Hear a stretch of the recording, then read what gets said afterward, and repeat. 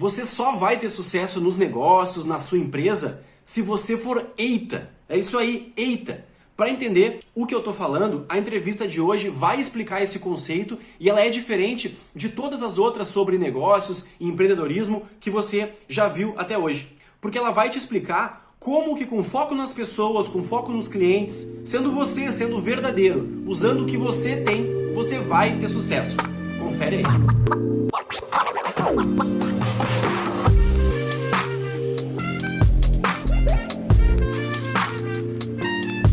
Olá pessoal, tudo bem? Eu sou o jornalista Gabriel Dutra, vamos juntos aqui para mais uma entrevista e hoje nós vamos falar de negócios, de marketing digital também, mas e além disso também, e bater um papo sobre mercado de trabalho, sobre carreira, sobre humanização e também empoderamento. Para isso, eu recebo hoje aqui a Miriam Antunes, que é Relações Públicas, palestrante, CEO na We Are Plural e fundadora do Minas de Propósito. Então, primeiramente, muito obrigado pela presença e seja muito bem-vindo. Obrigada, Gabriel. Estou feliz de estar aqui com vocês hoje. Fiquei muito honrada com o convite. Espero contribuir um pouco aí com a minha trajetória de vida e com o meu conhecimento para a galera que vai nos assistir aí depois desse papo. Maravilha. Quem acompanha aqui o canal sabe que eu gosto sempre de começar assim com uma pergunta explosiva, uma pergunta polêmica para já colocar fogo no papo. E a que eu separei hoje para te fazer é uma que eu peguei até nas tuas redes sociais, lá uma citação que é do estudo da Havas Media Lab, que ela diz o seguinte, que a maioria das pessoas ela não se importaria nem um pouco se 74% das marcas desaparecesse amanhã. Então a pergunta que eu te faço é, o que a nossa marca precisa fazer para fazer falta? Então, acho que muito se fala hoje em dia de marcas que precisam se posicionar no digital, que precisam se posicionar não só no online, mas no offline também. Eu acho que aqui falando tanto da minha marca pessoal quanto da minha marca empresarial, como uma empreendedora e uma pessoa que tem uma empresa, acho que o primeiro ponto para a gente se tornar memorável é a gente contar uma história além de um produto que a gente está querendo ofertar ou que a gente está oferecendo, né? E mais do que isso, é a gente ser coerente com aquilo que a gente fala e aquilo que a gente faz. Não adianta a gente construir uma marca incrível que promete 1000 coisas e a gente não ser coerente com a nossa entrega. Então, pensar nessa experiência do usuário, pensar em que ponto A uma pessoa está chegando para pedir a nossa ajuda e que ponto B é esse que a gente vai fazer a pessoa alcançar com aquilo que a gente está ofertando, com aquilo que a gente está oferecendo, é fundamental. Então, acho que o primeiro ponto aí é a gente ser uma marca memorável, o segundo ponto é a gente ser coerente com aquilo que a gente fala e com aquilo que a gente faz, e o terceiro ponto é justamente a gente se preocupar nessa entrega que a gente vai fazer muito além daquilo que a gente está ofertando. Perfeito. Antes da gente seguir o papo aqui, eu lembro sempre quem está nos acompanhando aqui que se ainda não é inscrito, que se inscreva aqui no canal, ativa as notificações aí para ser avisado sempre que o novo vídeo, uma nova entrevista for postada e também me segue lá no Instagram, no Twitter, os links estão aqui embaixo na descrição. Então, para a gente continuar, eu queria falar um pouco da tua história, queria que tu te apresentasse um pouco melhor aí, falasse da tua trajetória e apresentasse tua empresa aí também para quem não conhece, como é que funciona a atuação dela. Perfeito. Então, eu sou a Miriam Antunes, tenho 28 anos de vida, 13 anos de mercado de trabalho, sou formada em Relações Públicas desde 2019, mas atuo no mercado muito antes da minha formação. Venho de uma família super simples, eu acho que é importante a gente falar sempre da nossa história, além da nossa trajetória profissional. Aos 15 anos comecei a trabalhar na loja do meu tio, na sequência fui trabalhar em um clube de eventos do qual eu trabalhei durante 8 anos. Depois desse clube, eu acabei trabalhando em algumas associações e instituições bem reconhecidas no Rio Grande do Sul, antes de vir morar oficialmente em São Paulo, no ano passado. Atualmente eu moro em São José dos Campos e toco a minha empresa daqui. A Plural nasceu em 2019, junto com a minha sócia. Nós somos uma agência, uma consultoria de relações públicas, que atua aí com diversos clientes, mais de 50 clientes nesse momento, cuidando da toda a comunicação dessas empresas que a gente atende através de redes sociais, assessoria de imprensa, eventos e muito mais, que é a nossa expertise. Além disso, eu tenho uma formação de liderança pelo Instituto Geração Dux, que seleciona jovens que trabalham com impacto social para formar líderes, para que a gente possa movimentar ainda mais esse ecossistema de impacto social e de ações inovadoras. Ano passado, eu também fiz uma formação em gestão de projetos, então, a cada ano eu busco aí um foco ainda maior para que eu possa entregar ainda mais valor para os meus clientes e ser coerente com aquilo que eu acredito que eu possa entregar para o mercado. Então, essa é um pouquinho da minha trajetória. Com certeza, ao longo das minhas falas, eu vou falando um pouco mais aí das experiências que eu tive até aqui, mas é basicamente isso que me compõe enquanto pessoa e profissional. Legal. Falando da tua empresa especificamente, eu vi ali, né, como você falou, você trabalha com marketing, negócio das empresas, mas um dos diferenciais é que você trabalha muito a comunicação, o relacionamento e eventos, né? Como é que isso entra nos teus atendimentos? Então, a gente sempre costuma dizer que nós não somos uma agência de publicidade ou de comunicação tradicional. Então, às vezes as pessoas ficam só naquela esfera de redes sociais, né? E só constroem, e só não, na verdade, constroem conteúdo por ali, constroem suas comunidades por ali, mas a gente busca esse relacionamento um pouco mais aprofundado com os seguidores, com pessoas que se relacionam com os nossos clientes através das redes sociais. Então, a gente tem muita preocupação de fazer com que aquela pessoa que está seguindo ali, ela seja próxima das marcas que a gente está promovendo. E isso se dá toda vez que a gente vai lá e constrói uma comunidade, e quando a gente vai lá e promove algum evento que vai entregar valor, que vai entregar experiência para os nossos usuários. Isso aqui que a gente está fazendo é uma forma de entregar valor para os usuários do canal e fazer com que outras pessoas saiam depois desse papo melhor e diferente.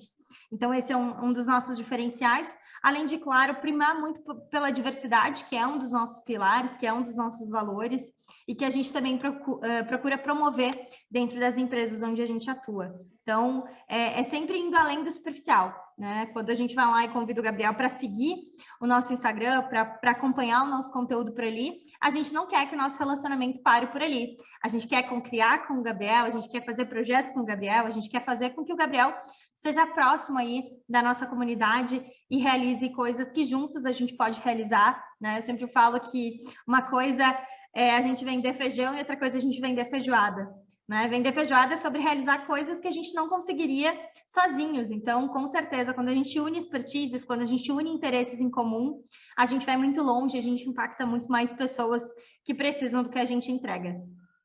Legal, eu queria pegar dois ganchos da tua fala, tu falou aí de redes sociais e de diversidade também.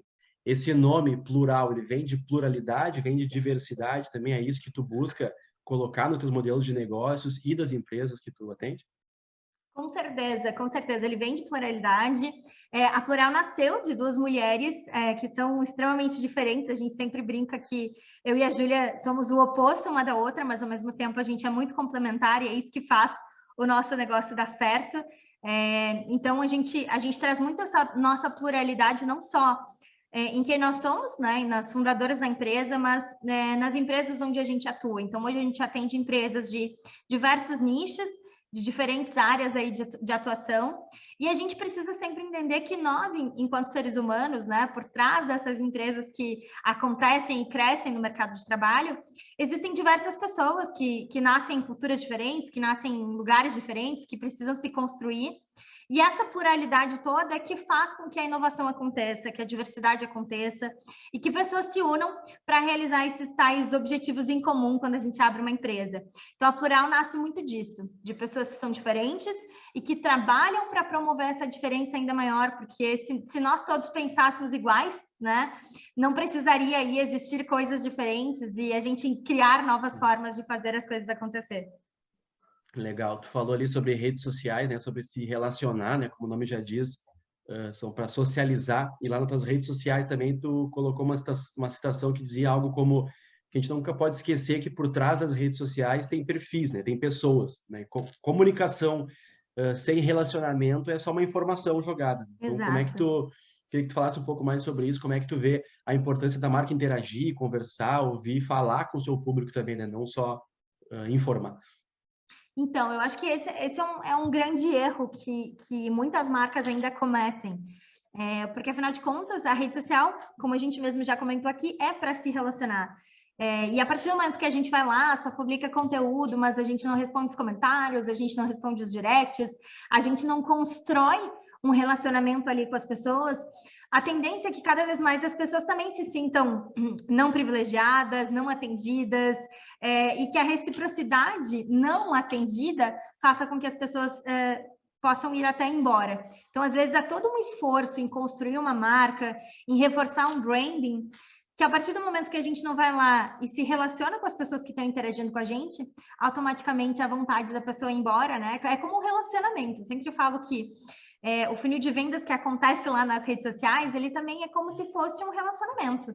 Se a gente atrai a atenção de alguém, mas a gente não gera uma conversação, a probabilidade dessa pessoa ir em busca de um outro relacionamento que corresponde ao amor que ela deseja viver com uma marca é muito grande. Então, eu espero que realmente essa reflexão que a gente está promovendo aqui faça com que as pessoas fiquem mais atentas sobre essa importância da gente se relacionar muito além de comunicar aquilo que a gente vende ou aquilo que a gente faz. Legal, eu gosto bastante desse tema, assim, de como atrair a atenção do público, né? E no fim das contas, lá no fim do dia, o empresário, o camarada, o dono da empresa, ele quer vender, ele quer gerar resultado, né? E como é que ele pode fazer isso de forma genuína? E uma teoria, um conceito que eu acho muito interessante também é que, assim, qualquer um pode criar um produto, né? Criar um serviço, e qualquer um pode depois ir lá e duplicar e copiar esse produto ou serviço, né? Daqui a pouco isso não é mais um diferencial. Ou se você entra num ambiente, num setor que já existe muita concorrência, você vira ali uma paisagem e rema contra a maré. E muita gente diz que o diferencial de uma empresa, o que realmente traz valor, é quando a pessoa que está por trás daquele negócio é o diferencial, porque ela não vai ser possível copiar, né? Então, quando a forma dela fazer as coisas, a forma de agir, a forma dela tocar um negócio é a empresa, aí a empresa passa a ter um diferencial que não pode ser replicado em outros lugares, né? Tu concorda com isso? Eu concordo plenamente. Eu sempre falo que o que nos diferencia uns dos outros é a nossa história e a nossa origem. A partir do momento que a gente vem de lugares diferentes, com histórias diferentes, é natural que a gente vá se formando, o nosso caráter vá se formando, a nossa visão de mundo vá se formando de uma maneira diferente das outras pessoas com quem a gente convive. Então, tá atento à nossa origem, tá atento à nossa história, entender muito bem, né, que parte dessa história da era do autoconhecimento que a gente está vivendo tanto, né, do quanto é importante a gente se entender e a gente mergulhar em quem nós somos antes até do que a gente compartilhar para os outros e que nós somos, é o que vai nos diferenciar. Eu sempre falo muito isso, assim, que outras pessoas vendem o que eu vendo, o mercado ele é composto por diversos concorrentes nessa entrega que eu atuo, mas o que me diferencia dos meus concorrentes é justamente isso, é a minha bagagem, a minha experiência, a minha história, as minhas formações, é as visões de mundo que eu tive, é os clientes com quem eu aprendi e propus soluções diferentes do que os meus concorrentes promovem. Então, existem hoje muitas receitas de modelos de negócio, de como fazer as coisas dar certo, mas nenhum modelo de negócio perfeito vai dar certo se aquela pessoa que está por trás daquele negócio, ela não estiver bem fortalecida e alinhada com o que ela é, com de onde ela vem e qual é o propósito que, de fato, ela tem para fazer o negócio dela acontecer. A gente tem diversas pesquisas aí que apontam que a maioria dos negócios quebram em até um ano. Porque a probabilidade de alguém desistir no primeiro ano de empresa é muito grande, os desafios vêm, aquilo que a gente não estava acostumado a lidar começa a aparecer e a gente precisa ir administrando, mas já tem outras pesquisas que afirmam que a partir dos 3 anos, né, se tua empresa sobreviveu aí aos primeiros 3, significa que tu tem mais tendência a sucesso. Então, é muito sobre isso, é sobre a gente entender o que nos diferencia do outro, e sobre a gente fazer sempre mais e melhor, não só do que o outro, mas aquilo que a gente às vezes pressupõe que a gente pode entregar, mas ir além do nosso limite e entender que a gente pode sempre muito mais. Legal. A gente está em junho aí, passando para julho, né? Tem as festas juninas que ainda respingam aí um pouquinho em julho. Aí a gente lembra de fogueira. E aí o que eu te pergunto é, o que as empresas deveriam fazer para não se queimar, para não cair nessa fogueira do mercado aí, para passar a arrebentação desses 3 anos? Então, eu acho que a gente pode pegar essa metáfora que é junho, né? E até lembrar que a gente está indo para julho praticamente e a gente está na metade do ano. Acho que o primeiro ponto, assim, é a gente entender que às vezes as pessoas querem dar passos maiores que a perna, né? E esse é um dos principais motivos que as empresas se queimam na fogueira, que é empreender e ter um negócio. quando a gente vai lá e cria uma estimativa, né, e deixa o otimismo ser maior do que o realismo, isso faz com que muitas empresas se percam, contratem pessoas que não podem, invistam valores para abrir um negócio que não podem, né? Eu sempre trago o exemplo de que eu e a Júlia, a gente começou a empreender com R$0, né? Cada uma da sua casa, com aquilo que tinha, não esperando ter o melhor para começar a fazer o nosso melhor. É óbvio que conforme a gente for crescendo, conforme a gente foi tendo clientes, a gente foi contratando pessoas, a gente foi melhorando a nossa estrutura, a gente foi ampliando aí os horizontes, mas é ter esse pé no chão, é ser realista, ao mesmo tempo que a gente precisa ser sonhador, porque são sonhos que movem para que a gente evolua, para que a gente vá além, né? E eu até costumo dar de exemplo, principalmente esse ano, que a gente tinha feito uma meta para o ano inteiro, e quando chegou fevereiro, a gente já tinha batido toda a meta da empresa financeira e estamos aí em junho praticamente fechando o dobro da meta que a gente começou idealizando no início do ano. Eu acho que isso também faz com que a gente perceba que a gente está no caminho certo, né? Isso acaba dando essa certeza de que a gente está construindo algo que faz sentido, que gera valor e que é coerente com a sustentabilidade do nosso negócio. Então, acho que o recado que eu dou aqui para as empresas que estão se queimando ou para os empreendedores que estão a um fio de largar tudo e desistir é que a gente precisa ser mais realista do que ser otimista. É mais importante, às vezes, a gente dar um passo para trás para depois dar 2 passos para frente. É mais importante a gente trabalhar uma meta menor para que depois a gente alcance uma maior, do que a gente daqui a pouco se iludir que até na metade do ano tudo vai ser realizado e quando de repente vários imprevistos que a gente não espera, de coisas que a gente não tem controle, acontecem no meio do caminho e a gente percebe que a rota precisa ser recalculada e tudo aquilo que tinha que ser idealizado precisa ser normalizado de uma forma diferente. Então, é basicamente isso, assim, que a gente busque o sonho como um motivador para que as coisas que a gente idealiza aconteçam, mas que a gente seja realista para ter o pé no chão e fazer aquilo que a gente precisa fazer. Para fechar minha fala aqui, eu acho que tem uma crítica que eu deixo para a maioria dos CEOs aí, empreendedores, é que a galera quer promover o cargo muito rápido, né? Quer ser o estratégico ao invés do operador muito rápido e esquece que antes da gente ser CEO, a gente é vendedor. Esses tempos um empresário me ligou, me oferecendo algo, dizendo, olha, eu nem devia mais estar te ligando e fazendo isso porque eu não tenho mais esse papel de vendedor na empresa. E eu prontamente disse para ele, olha, de forma alguma, tu diminui quem tu és para mim porque tu está me vendendo algo, né? Eu sou CEO da minha empresa, mas antes de mais nada eu sou vendedora e sei o quanto as vendas do meu negócio é que são importantes para que o meu negócio seja sustentável e para que eu possa me manter sendo CEO da minha empresa, porque se amanhã a minha empresa fechar, eu não vou ser mais nem CEO e muito menos vendedora dela. Então, que a gente sempre tenha esse realismo e que a gente lembre de onde a gente começou. Ninguém começa uma empresa no alto cargo com o cenário mais incrível possível. Então, buscar essa realidade constantemente, lembrar de onde a gente veio e aonde a gente quer chegar é fundamental para que a gente tenha sucesso. Legal, o que eu acho interessante da tua fala também, tu fala bastante sobre, né, a humanização, a preocupação com as pessoas de ter um negócio verdadeiro, assim, né? E também fala sobre a visão do negócio, e muita gente acha que isso são coisas diferentes, né? As questões sociais, as questões para inglês ver de um lado, preocupação com as pessoas, e se eu quero bonitinho é uma coisa, se eu quero vender, se eu quero negócio é outra.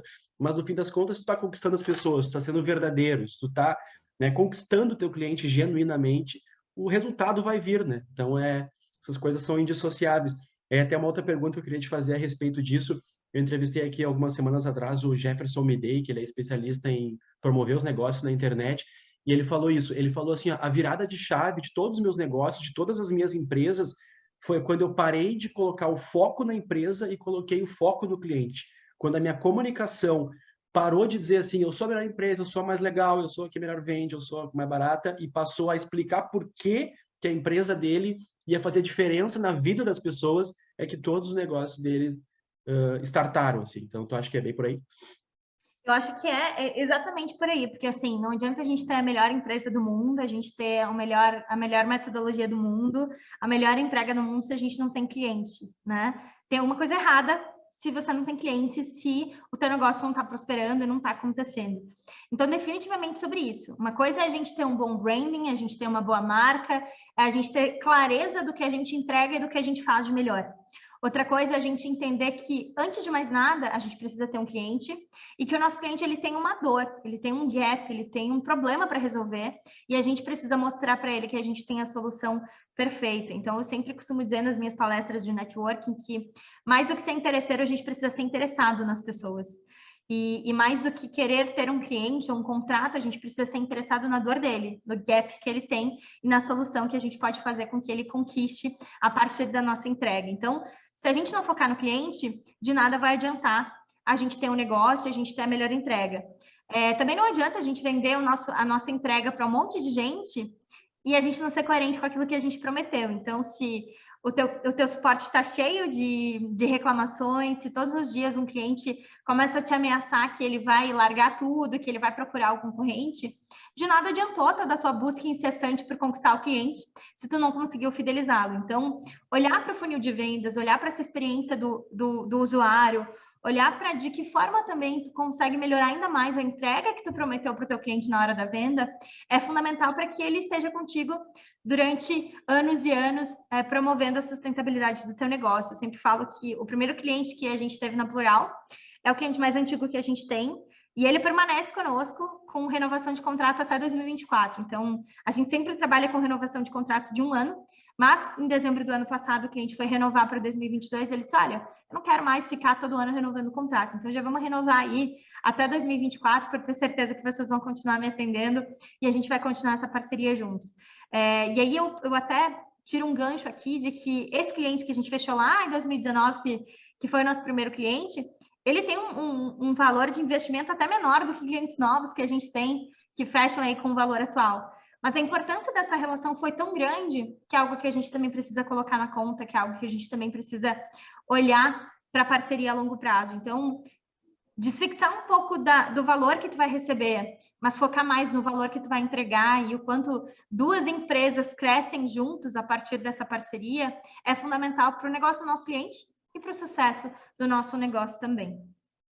Excelente. Tu falou lá no início da tua apresentação, né, sobre trabalhar na loja do teu tio, e eu vi um pouco da tua história lá nas redes também, e eu vi um artigo lá que tu falava que na tua família eram 4 irmãos, e daqui a pouco a tua mãe lá se viu viúva, e virou uma tradição na família que cada filho começasse a trabalhar nessa loja desse tio para começar a trilhar, né, esse caminho profissional. E aí eu queria te fazer 2 perguntas relacionadas a isso, né? Como é que tu vê a educação financeira nas escolas, que é um tema que tá muito forte aí agora, falando sobre isso, e um pouco dessa educação também para o trabalho, assim, sabe?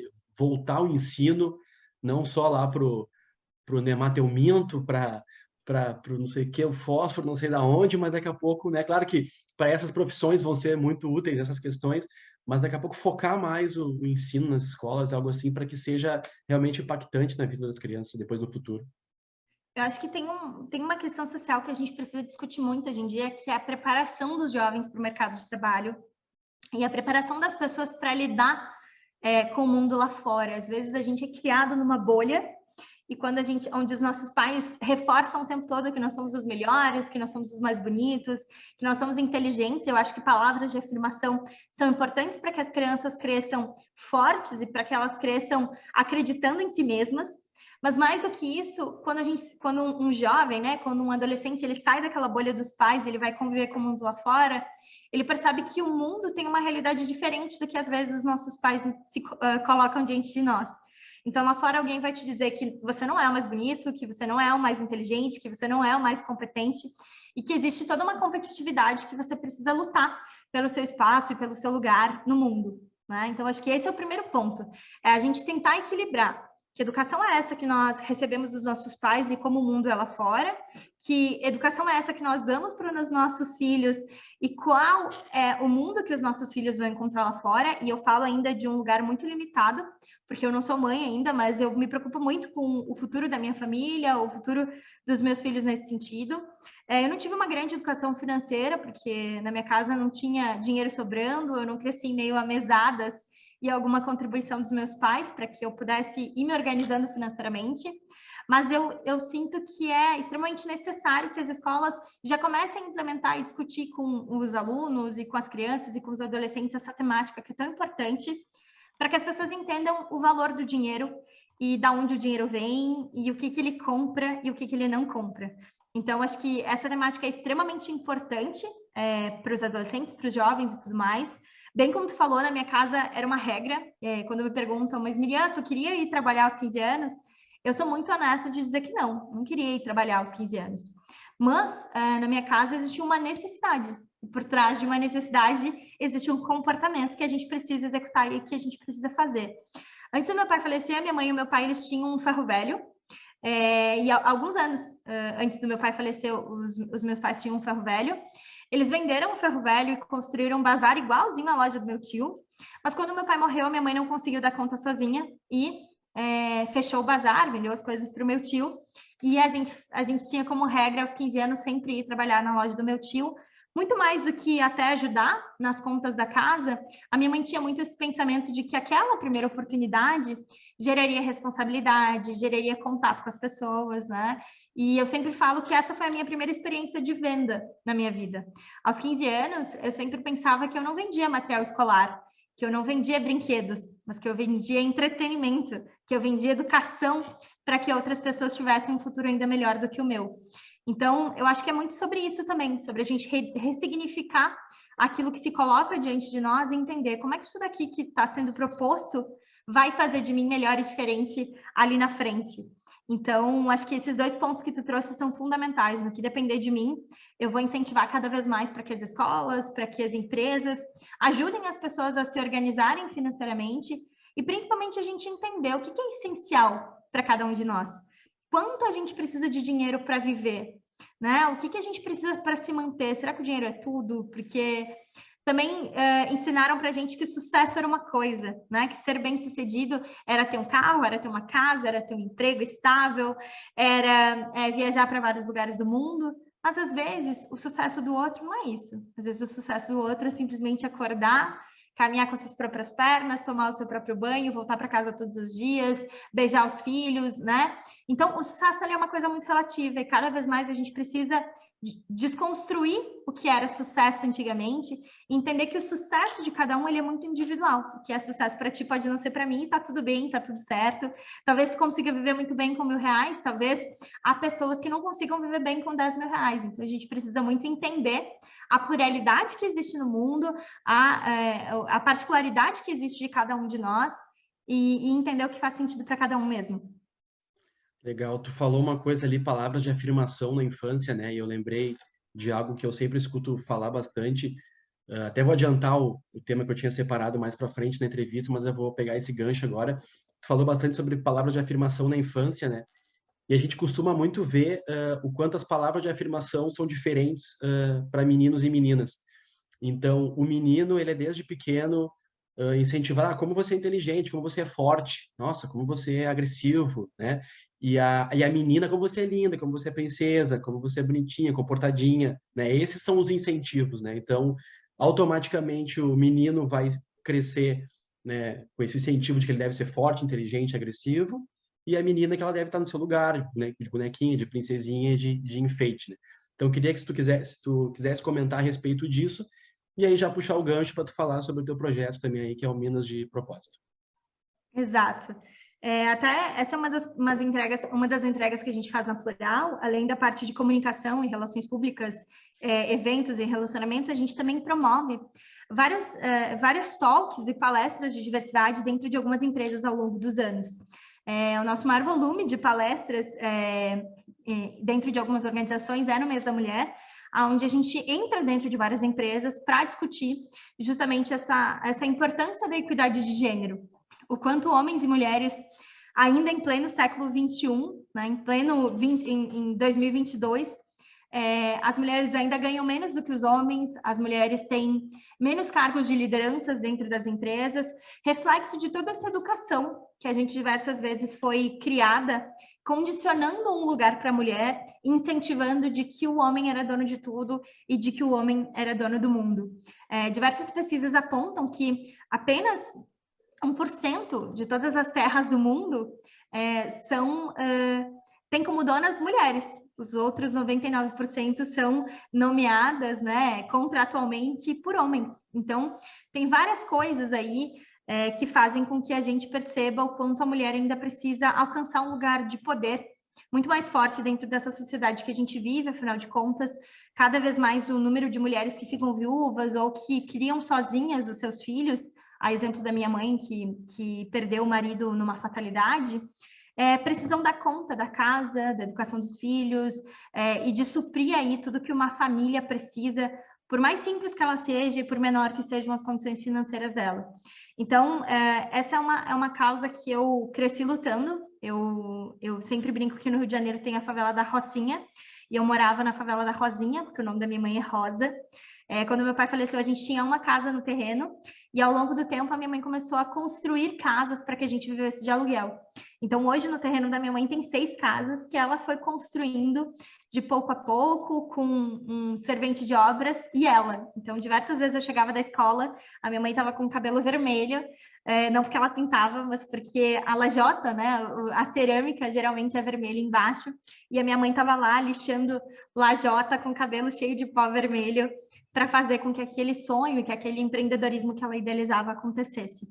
Então, a gente precisa muito falar sobre tudo isso, né? Sobre entender qual é o lugar da mulher. E durante muitos anos eu queria contar a história da minha mãe para o mundo, mais do que contar a minha história, do que ter o meu protagonismo, do que construir os meus sonhos. Eu queria mostrar para as outras pessoas que, assim como a minha mãe conseguiu vencer na vida dela, dentro das limitações que ela teve, qualquer mulher consegue, né? Seja você bordadora de pano de prato na esquina, seja você empreendedora de um boteco, seja você executiva de uma grande empresa, mas o que está por trás disso? O que essas mulheres vivem até chegar nesse lugar? Hoje, e eu até recomendo, tem uma série no Fantástico que fala Isso Tem Nome, que é uma série que já foi, já voltou, e eu recomendo muito para homens e mulheres assistirem sempre que puderem, que traz diversos aspectos aí que as mulheres enfrentam na sociedade antes de chegar nos lugares que elas querem chegar, né? As próprias limitações de que se você não tem filho, você não é bem-sucedida, de que se você só prioriza a casa e a família, você não se dedicou para a sua carreira. Então, a gente precisa desenvolver ainda mais esse respeito de que cada mulher é livre para idealizar e para construir a vida que quiser, independente do que a sociedade diz que ela possa ou que ela deva fazer.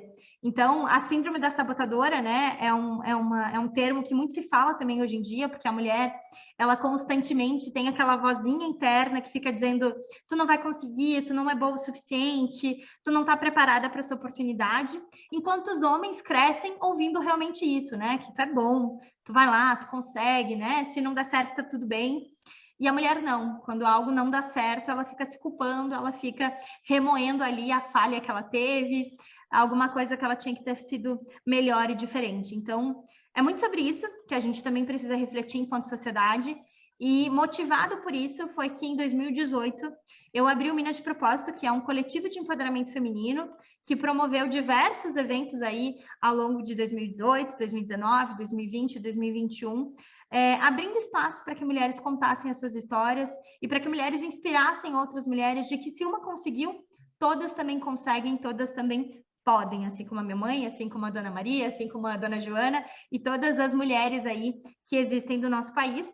Em 2019, eu tive a felicidade, inclusive, de ganhar um prêmio nacional. Eu fui reconhecida como uma das 11 mulheres mais importantes da comunicação e da liderança do nosso país, fruto do trabalho com o Minas de Propósito. Então, eu sou muito grata a tudo que o Minas me deu, a todas as oportunidades que o Minas me deu. E no ano passado, em 2021, eu fui convidada pelo time da Gramado Summit, que é um evento que foi aí eleito como um dos 10 maiores de inovação e tecnologia da América Latina, para criar um palco só de mulheres e convidar aí mais de 30 mulheres do país inteiro para contar suas histórias de superação, de revolução e de impacto aí, para que outras mulheres também se inspirem e a gente perceba que o mundo, ele é povoado por homens e mulheres e que nós não somos contra os homens, nós não odiamos os homens, nós não queremos queimar e botar fogo nos homens, mas que a gente deseja que ambos tenham os mesmos direitos na sociedade e que crianças cresçam ouvindo de forma igualitária, que elas são fortes, que elas são corajosas e que elas podem tudo o que elas quiserem, desde que a gente respeite o outro e que a gente tenha empatia com o outro que vem de um lugar muitas vezes diferente do nosso. Excelente. Ainda sobre esse assunto envolvendo as mulheres, eu vi também um artigo interessante teu, que tu falava sobre as mulheres altas, né? Eu achei muito interessante isso, onde você fala lá que isso às vezes pode ser um empecilho, né? Que o mercado pode tender a evitar as mulheres altas, que vão chamar atenção, que essas mulheres vão intimidar, né, os homens, não só na vida, como no mercado de trabalho. E aí tu desenvolveu lá um pouco como é que tu trabalha com isso. Então, eu cresci numa família de mulheres muito altas, né? Minha mãe tinha 1,75 m de altura, a minha irmã mais velha tem 1,85 m de altura, e eu tenho uma irmã gêmea, porque a minha mãe tinha um casal de filhos, quando engravidou pela terceira vez, ao invés de um, veio duas, que é, no caso, eu e a minha irmã. E nós somos muito altas, minha irmã gêmea tem 1,79 m e eu tenho 1,78 m. Então, a gente sai um pouco desse padrão aí, de estatura média das pessoas no Brasil. Sei que no Rio Grande do Sul a maioria das mulheres são um pouco mais altas do que de outras regiões do Brasil, mas esse sempre foi também um outro quesito que a gente teve que ir lidando ao longo do tempo, né? Normalmente eu era a criança mais alta da minha escola, ficava lá no final da fila, e isso também vai fazendo com que tu tenha que crescer lidando com a diferença, com ser diferente muitas vezes das outras colegas normais, digamos assim, com uma estatura normalizada diante da sociedade, com um padrão que normalmente as pessoas seguem como certo ou como mais ideal. Então, pessoas altas também precisam lidar com essa vergonha, com essa timidez que muitas vezes assola. Porque, afinal de contas, às vezes as pessoas mais altas, elas são até mais curvadas, porque elas querem se diminuir, elas querem parecer menos chamativas diante das outras pessoas que numa escadinha de altura, digamos assim, são menores. Então, isso sempre foi uma coisa que eu fui aprendendo a lidar ao longo do tempo, e entender que a minha estatura, ela não fazia de mim melhor ou pior que as outras pessoas ao meu redor, e que não tinha nenhum motivo para que eu me escondesse ou para que eu me diminuísse para poder conviver com as outras pessoas. Muito pelo contrário, eu tinha que talvez me abraçar nessa oportunidade de chamar atenção e entender de que forma eu chamo a atenção de uma forma positiva, né? Sem ser exagerada, sem ser além do que eu posso ser e além do que de fato eu sou, só para cumprir daqui a pouco uma bandeira de que eu sou diferente, de que eu sou mais alta ou isso e aquilo. Então, eu costumo dizer que para as mulheres altas que estão me ouvindo, né, não se esconda, não fique com medo, não tente parecer uma coisa que você não é. Siga um conselho que a minha mãe sempre me deu. Minha mãe sempre disse que pessoas altas precisam estar com sapatos sempre limpos e bonitos e bem cuidados, porque a primeira coisa que as pessoas olham é o pé, né, para ter certeza se essa pessoa está com um salto muito alto ou se ela é alta assim mesmo. Então, manter aí o sapato bonito, o sapato limpo é bacana, porque as pessoas vão olhar inevitavelmente. E para as pessoas mais baixas, que eu estou falando também nesse momento, que vão nos assistir, eu sempre costumo dizer que não importa a sua altura, né? Não existe um melhor ou pior, o que importa é a gente entender quem a gente é e de que forma a gente entrega para o mundo a nossa melhor versão, com a possibilidade que a gente tem, independente da nossa genética, independente da nossa cor, independente de onde a gente vem, mas sim como a gente vai lidar com tudo isso daqui para frente. Legal.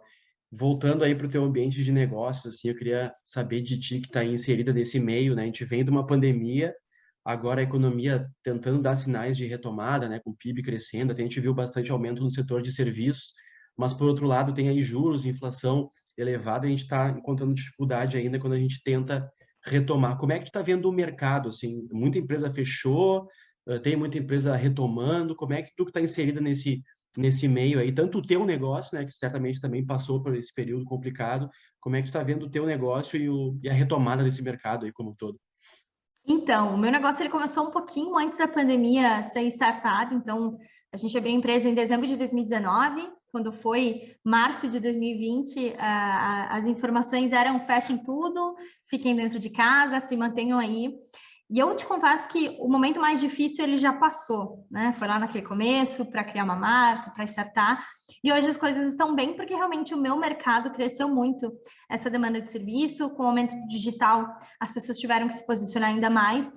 Mas isso não significa um cenário tranquilo, sem nenhuma preocupação e sem nenhum cuidado. Muito pelo contrário, a gente sabe que a gente está em um ano de Copa, de eleição. Está acontecendo uma guerra gigantesca com mais de 120 dias do outro lado do mundo e que isso também nos afeta, isso também impacta a economia. E independente de quanto tempo a tua empresa tem ou de que cenário a gente está vivendo, a gente precisa estar atento a tudo isso o tempo todo para que a gente possa tomar medidas, né, e ajustar os nossos passos aí daqui para frente da forma mais assertiva possível. Eu vejo que a gente está com um cenário que, ao mesmo tempo, é escasso, com muita oportunidade. Tem uma frase do Nizam Guanais que eu sempre carrego comigo, que ele fala que enquanto uns choram, outros vendem lenços, né? Então a gente precisa muito entender quem está chorando, por que está chorando, e o que a gente fez de errado no meio do caminho. E às vezes a gente está chorando porque a gente realmente não teve controle de alguma coisa e alguma coisa saiu do controle, mas a gente precisa criar uma oportunidade para vender lenço, mesmo no meio aí do nosso choro, nem que seja para mostrar para os outros que com o nosso próprio lenço a gente consegue limpar o nosso choro e a gente consegue ajudar o choro de outras pessoas. Então, é muito da gente olhar constantemente para esse cenário. Eu tenho uma visão positiva, porém realista, como eu sempre falo. Uma coisa é a gente ser otimista, a gente ter esperança no futuro, a gente acreditar que essa economia vai melhorar, que essa inflação, pelo menos, ela vai parar um pouco. Eu espero realmente que a gente tenha aí um retorno positivo disso. Mas, independente disso não acontecer agora, a curto e médio prazo, a gente precisa cuidar os passos que a gente está tomando agora para que, num futuro breve, a gente não venha fechar as portas, a gente não venha abandonar tudo que a gente construiu ao longo desses anos. Eu sempre falo que eu empreendo há 2 anos e meio, quase 3 anos aí ao longo desse ano. Não é fácil, nem um pouco fácil, mas tudo que eu não quero é ter que fechar as portas, é ter que retroceder, e é ter que dizer, olha, não consegui fazer o meu negócio acontecer. Então, todos os dias eu acordo e eu vou em busca do meu melhor, eu vou em busca do crescimento do meu negócio, por mais desafiador que seja. Então, independente do cenário, a gente precisa ir em busca dessas oportunidades, a gente precisa construir relacionamento, a gente precisa realizar coisas juntos e a gente precisa fazer a nossa melhor escolha para as coisas acontecerem. Então, a gente vê muitas startups também fechando, demitindo colaboradores, e eu acho que isso também é reflexão de uma não maturidade, né? Às vezes as pessoas têm ideias geniais, mas não mensuram o quanto essa ideia genial vai se transformar em um negócio e como ela vai ser operacionalizada. Então, é fundamental. Tem um livro que eu estou lendo, que é do Mito do Empreendedor, que fala muito sobre isso. A gente precisa unir o tático com o operacional e com as ideias geniais que a gente tem ao longo do caminho. Então, não adianta a gente ter uma ideia genial se a gente não colocar isso para a rua, se a gente não tirar do papel e fazer as coisas acontecer. Eu sempre falo que, ao longo da minha vida, eu esbarrei com diversas pessoas que tinham ideias e que eram muito, muito, muito mais geniais do que eu. O que não significa que eu não tinha competência para fazer os meus sonhos acontecerem. Então, que a gente sempre lembre que é importante a gente buscar a nossa genialidade, a nossa versão melhor, mas que sem mão na massa, sem tomar atitudes necessárias na hora do caos, não tem como a nossa melhor ideia genial se sustentar sozinha. Maravilha. Miriam, eu queria te agradecer muito aí pela presença, pela atenção, por todos os conhecimentos, pela tua energia aí, o papo foi ótimo. Quero deixar à vontade aí, se tu quer comentar mais algum tema, falar de mais alguma coisa que tu acha interessante que a gente não abordou aqui e deixar claro aí o espaço liberado para tu dar tuas arrobas aí, dos teus negócios, para o pessoal conhecer teu trabalho aí, conferir teus conteúdos lá também. Perfeito, perfeito. Então, eu vou deixar aqui o meu arroba, que é @rpmiriamtunes. O arroba da empresa é @youareplural, youar.plural. Então, todo mundo consegue nos encontrar por ali. Achando meu perfil, já consegue achar o da empresa. E o arroba do Minas de Propósito também. Convido a todos aí a nos seguirem, a acompanharem o que a gente está fazendo, a construírem essa comunidade que a gente tanto deseja junto com a gente. Fico à disposição para qualquer dúvida que surgir, para qualquer conselho que alguém precisar. Eu sempre falo que eu não sou guru de marketing, eu não sou guru de empreendedor, então eu não tenho todas as respostas do mundo, mas aquilo que eu puder ajudar a partir da minha experiência, eu vou ajudar. E para fechar minha fala aqui, a minha participação, eu tenho 2 frases que eu carrego comigo e eu queria muito, 3 frases, na verdade, que eu queria muito deixar nesse final. A primeira frase que eu sempre falo é que nós somos o que a vida ensina, então que a gente nunca esqueça os ensinamentos e os aprendizados que a gente teve aí ao longo da nossa vida, não importa de onde a gente veio, não importa em que condição a gente cresceu, mas que a gente sempre lembre com carinho o que a gente aprendeu ao longo do caminho, porque se a gente percorreu toda uma estrada e saiu dela sem nenhum aprendizado, muito provavelmente a gente não estava prestando atenção em cada passo que a gente estava dando e em cada oportunidade, desafio que a gente enfrentou no meio do caminho. A segunda frase que eu sempre falo é que o extraordinário, ele sempre vem depois do ordinário. e que é preciso alguns momentos ordinários para que algum extraordinário aconteça. Então, quando às vezes a gente olha para alguém bem-sucedido, que a gente admira, e a gente fala, nossa, como essa pessoa é incrível, pode ter certeza que essa pessoa viveu muitos momentos ordinários, né, e difíceis e desafiadores, e rompeu esses desafios para chegar onde ela chegou e ter uma jornada extraordinária que faz com que a gente admire ela e faz com que a gente queira estar perto. Então, lembre-se disso nos momentos difíceis que você estiver enfrentando também. Se você está passando por um momento ordinário, lembre-se que se você continuar lutando ali pelo que você acredita, logo na sequência vai vir algum momento extraordinário, né? Como diz aí, depois da chuva, o sol chega. E a última frase que eu queria compartilhar aqui é que eu sempre falo nas minhas palestras e nas minhas participações que a gente tem que ser EITA, né? E o que é EITA?